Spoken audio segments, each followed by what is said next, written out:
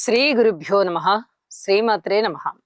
మా భక్తి టీవీని ప్రోత్సహిస్తూ ఉన్నటువంటి మా ప్రేక్షకులందరికీ ధన్యవాదాలు తెలియజేస్తూ ఉన్నాము. ఈ వారం రాశి ఫలితాల గురించి చెప్పుకోవాలి అంటే ముందుగా గ్రహస్థితులు చాలా అద్భుతంగా ఉన్నాయండి.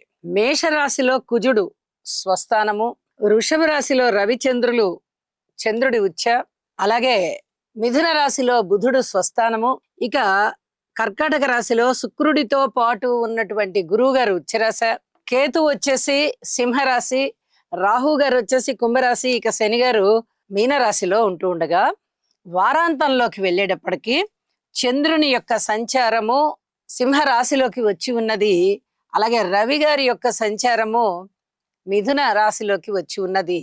ఇక్కడ బుధ ఆదిత్య యోగం ఏర్పడి ఉన్నది. అలాగే 4 గ్రహాల యొక్క ఉనికి చాలా అద్భుతంగా ఉంటూ ఉన్న కారణం చేత, అంటే కుజుడు గాని, చంద్రుడు గాని, బుధుడు గాని, గురువు గారు గాని చాలా అత్యద్భుతంగా ఉన్న కారణం చేత ఈ వారం గ్రహస్థితులు చాలా చాలా ఉపయోగకరమైనటువంటి మేలు జరిగేటటువంటి ఫలితాలను ఇస్తూ ఉన్నాయని చెప్పడంలో ఎటువంటి ఆశ్చర్యము లేదు. అలాగే గురు శుక్రుల కలయిక మంచి ధనయోగాలని ఇస్తూ ఉంటుంది. 2 శుభగ్రహాలు కర్కాటక రాశిలో చంద్ర రాశిలో కలిసేయంటే చంద్రుడు అందరికీ కూడా మిత్రుడే అవడానికి గురువర్గంలోని వారైనప్పటికీ చంద్రుడికి శత్రువులు ఎవరూ లేరు. కాబట్టి ఈ శత్రుక్షేత్రం కాకుండా ఉన్నది మిత్రక్షేత్రంలో గురు శుక్రుల కలయిక చాలా అత్యద్భుతంగా ఉంటూ ఉండగా, రవిచంద్రుల కలయిక ఇక్కడ ఒక పరస్పర విభిన్నమైనటువంటి ఫలితాలను సూచిస్తోంది. రవి గారు చంద్రుడు ఇద్దరు కలిసినప్పుడు చంద్రుని యొక్క కాంతి తగ్గిపోయి రవి యొక్క ప్రభావం ఎక్కువగా ఉంటుంది. కానీ ఇక్కడ చంద్రుడు ఉచ్చలో ఉంటున్న కారణం చేత అది అమావాస్య తిథిని సూచిస్తూ ఉన్నప్పటికీ కూడా చాలా బలమైనటువంటి ప్రభావం ఉంటుంది. ఆ రోజున ఈ ప్రకృతి మీద చాలా అద్భుతమైన ప్రభావం సూచిస్తూ ఉంటుంది అని చెప్పి తెలియచేస్తూ ఉన్నాను. ఇక దృష్టుల విషయానికి వస్తే శని గారి యొక్క తృతీయ దృష్టి రవిచంద్రుల మీద పడుతోంది. మానసికమైనటువంటి అశాంతి కలగడానికి, రక్తానికి సంబంధించిన ఇబ్బందులు, అనారోగ్యం కలగడానికి అవకాశం ఉంది అని చెప్పి తెలియజేస్తూ ఉన్నాను. అలాగే గురువు గారి యొక్క నవమ దృష్టి శని గారి మీద పడుతూ ఉన్నందువల్ల శని గారి ఇచ్చేటటువంటి దుష్ట ప్రభావం ఏదైతే ఉందో, ముఖ్యంగా ఏలినాటి శని జరుగుతున్న వారికి చాలా వరకు ఆ ప్రభావం తగ్గిపోతుంది అని చెప్పి కూడా తెలియజేస్తూ ఉన్నాను. వారాంతంలోకి వచ్చేటప్పటికి రవి బుధుల యొక్క కలయిక జరిగి బుధాదిత్య యోగం చాలా అద్భుతమైన కీర్తి ప్రతిష్టల్ని ఇస్తూ ఉండగా, ఇక చంద్రకేతువుల యొక్క కలయిక అనుమానాస్పదమైనటువంటి ఆలోచనలకు దారితీస్తూ ఉంటుంది. ఎవరిని ఒక పట్టాన నమ్మేటటువంటి పరిస్థితి ఉండదు. ఆ చంద్రకేతువుల యొక్క కలయిక ఫలితమే అంత. కాబట్టి కొంచెం ప్రతివారు కూడా, అది రాశితో సంబంధం లేదు, నక్షత్రంతో సంబంధం లేదు, ప్రతి మనిషి కూడా మనం ఏదైనా ఒక ఆలోచన చేస్తున్నామా అంటే ఈ ఆలోచన సరైనదైనా, కొద్ది రోజులు వేచి ఉందామా అనేటటువంటి ఆలోచనలోకి వెళ్ళండి. వెంటనే నిర్ణయాలు తీసుకోకండి అని చెప్పి తెలియజేస్తూ ఉన్నాను. ఇక 14 జూన్ నుంచి 20 జూన్ వరకు గల కాలానికి గ్రహస్థితులు ఈ విధంగా ఉన్నాయి అని చెప్పి మనం ఇప్పుడు చెప్పుకుంటూ ఉన్నాం కదా. రాశుల ఫలితాలు ఎలా ఉన్నాయో తెలుసుకుందాం.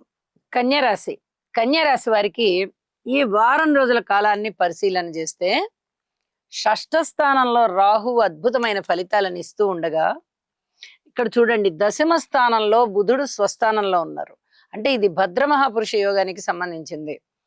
రాశ్యాధిపతి దశమాధిపతి అయినటువంటి బుధుడు దశమంలో ఉన్నారు. అలాగే ఏకాదశంలో గురు శుక్రులు ఉన్నారు. చాలా అత్యద్భుతమైనటువంటి పరిస్థితి అన్నమాట. ఈ 4 గ్రహాల యొక్క ఫలితాలు కూడా చాలా ఉన్నతమైనటువంటి ఫలితాలను ఇస్తూ అనేక విధాల కన్యా రాశి వారికి ఎంత మేలు చేస్తున్నాయంటే అంత మేలు చేస్తున్నాయని చెప్పచ్చు. ఇక్కడ శని గారు ఉన్నారు కదండి సప్తమ స్థానంలో. అంటే శని గారి మీద ఎప్పుడైతే గురువు గారి యొక్క దృష్టి పడుతూ ఉందో శని గారి యొక్క దుష్ఫలితాలన్నీ తగ్గిపోతున్నాయి. కాబట్టి ఇప్పుడు సప్తమ స్థానంలో ఉన్న శని గారిని చూసి అంత భయపడిపోవాల్సిన అవసరం లేదు.